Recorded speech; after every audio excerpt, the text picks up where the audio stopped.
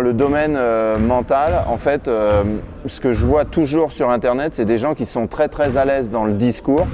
Et moi, mon travail de coach mental, et normalement je dirais d'un coach mental, c'est pas d'être très fort dans le discours, c'est pas d'être très fort dans l'explication des choses, mais c'est d'être entre guillemets doué et d'avoir du talent pour faire travailler l'autre à partir de ses forces, de ses obstacles, de ce qu'il veut voir et de ce qu'il veut pas voir, pour que il y ait des talents et de la puissance et de l'énergie qui émergent de plus en plus. Et le talent pour faire des belles phrases justement sur des genres de vidéos et de noyer Internet avec des beaux discours, ça on voit qu'il y a plein d'experts qui savent faire ça. Mais moi ce que je vois, c'est que c'est pas ça le vrai talent d'un coach mental. Le talent d'un coach mental, c'est aussi de donner de l'outillage à la personne par rapport au fait que son parcours de compétiteur ou d'homme ou de femme, il est unique.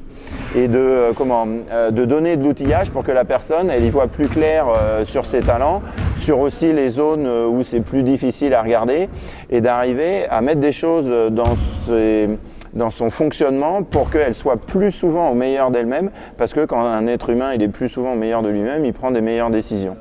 Voilà. Mais voilà, je voulais juste insister ça.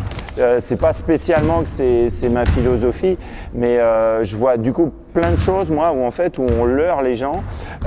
juste avec des gens qui sont extrêmement à l'aise dans le discours, mais un coach que ce soit dans le management ou un coach mental très à l'aise avec le discours, peut-être il est aussi bon pour faire se révéler des choses à soi-même, mais c'est pas du tout certain. Voilà, c'est-à-dire que vraiment notre travail, c'est de faire émerger des choses à partir de la personne et pour elle-même et pour sa carrière et pour ses talents. Okay, il y a une grande différence entre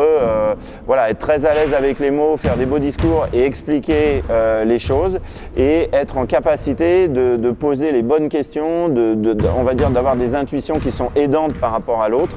Je dirais que c'est pas du tout les mêmes métiers. Et voilà, je veux dire ça parce qu'un peu sur Internet, cette profusion d'informations fait qu'on ne sait plus du tout c'est quoi le métier de coach mental. Okay. Et le métier de coach mental, c'est pas d'expliquer ce que c'est que la motivation, c'est pas d'expliquer comment on passe du point A au point B et que tout le monde va faire la même chose. C'est vraiment d'être capable de cerner ce qui peut renforcer l'individualité de l'autre, ce qui peut consolider sa prise de conscience de ses talents qu'il va pouvoir appliquer au quotidien pour monter en puissance, que ce soit dans le monde de l'entreprise ou dans le monde du sport de haut niveau.